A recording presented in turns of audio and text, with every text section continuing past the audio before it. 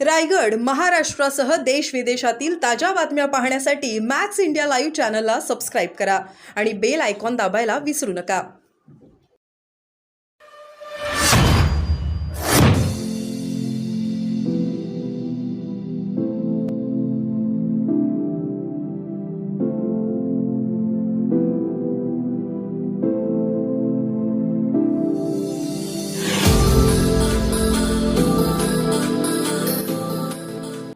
आता विविध विकास कामांचं भूमिपूजन तुमच्या विधानसभा क्षेत्रात झाला. खासदार होते आणि बांधकाम मंत्री होते. आज खरं तर दोन विषय होते.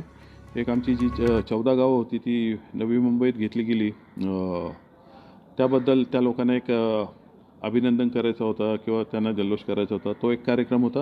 आणि दुसरा कार्यक्रम PWD मंत्री माननीय रवींद्र चव्हाण यांच्याकडे मी मागणी केली होती की माझ्या मतदारसंघातले काही रस्ते जे ZDPच्या अखत्यारीत येतात किंवा KDMCच्या अखत्यारीत येतात त्यांचा अपग्रेड दर्जोन्नती करून ते PWDमधनं त्यांना निधी देण्यात यावा, कारण ह्या संस्थांकडनं ती कामं होत नव्हती.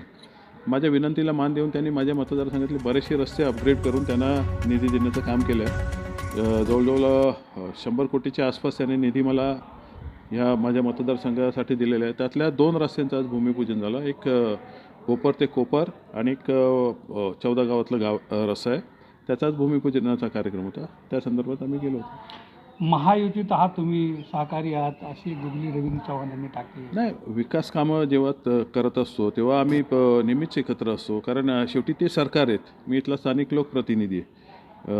मी केलेल्या विनंतीला किंवा मी केलेल्या पाठपुराव्याला त्यांनी निधी दिल्यावर अर्थातच तेही लोक उपस्थित राहणार, तिथे मीही असणार आहे. त्यामुळे त्याच्यात वेगळ्या दृष्टीने बघायचं काही कारण नाही आहे. राहिला विषय हा जो पक्षाचं काही धोरण आहे, ते धोरण आमचे माननीय राजसाहेब ठरवतात.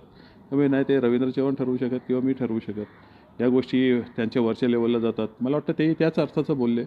काही गोष्टी आमचे वरिष्ठ ठरवतील, परंतु इथे स्थानिक पातळीवर आम्ही नक्की एकमेकांसोबत असतो, हे मान्य करायला काही हरकत नाही. डोंबिवलीत पंतप्रधान नरेंद्र मोदी यांच्या फोटोला कालिमा फासली आहे. 3 जणांना अटक करण्यात आली आहे. काही कार्यकर्ते एका पक्षाचे आहेत. म्हणजे पंतप्रधानांच्या फोटोला कालिमा फासली किती योग्य आहे आणि काय कारवाई झाली पाहिजे, तुमची काय? नाही, मी खरं तर त्या बातम्यांमध्ये वाचलं ती गोष्ट. पंतप्रधान पदावरील व्यक्ती ही आपल्या देशाचा मान असते आणि त्यांना अशा प्रकारे मला वाटतं एक 15-20 ठिकाणी कालिमा फासला गेला आहे. आणि त्याच्यात एका गटाची काही लोक आरोपी आहेत असंही समजतं आहे. परंतु ते त्यांच्या पक्षांतर्गत काही धुसफूस असतील तर मला काही माहिती नाही. परंतु जे घडलं ते दुर्दैवी आहे.